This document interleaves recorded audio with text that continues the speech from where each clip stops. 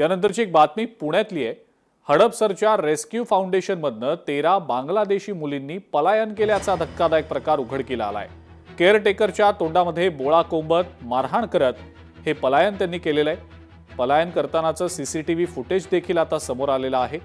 पोलिसांकडून फरार मुलींचा शोध सुरू असून 2 मुली आतापर्यंत सापडल्या आहेत। 11 मुली अजूनही बेपत्ताच आहेत। हडपसरच्या महम्मदवाडी रोडवरच्या रेस्क्यू फाउंडेशन या संस्थेतनं 13 बांगलादेशी मुलींनी केअरटेकर आणि सुरक्षा रक्षकावर हल्ला करून पलायन केल्याचा प्रकार उघडकीला आलेला आहे। या घटनेनंतर आता महिला संरक्षण गृहांच्या सुरक्षेचा मुद्दा पुन्हा एकदा चर्चेत आलाय।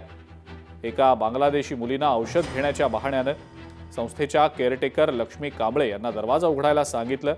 दरवाजा उघडताच इतर 4 मुलींनी कांबळे यांच्यावर हल्ला केला आणि त्यांना वैद्यकीय कक्षात कोंडून ठेवलं। त्याचवेळी संस्थेच्या आवारात साफसफाई सुरू असताना सुरक्षा रक्षकाकडनं मुख्य दरवाजा चुकून उघडा राहिला आणि याचाच फायदा घेत 13 बांगलादेशी मुलींनी या सुरक्षा रक्षकाला ओढत त्याला चावा घेत तिथून पळ काढलाय। सीसीटीव्ही फुटेजच्या आधारे पोलीस सध्या बेपत्ता मुलींना शोधताय।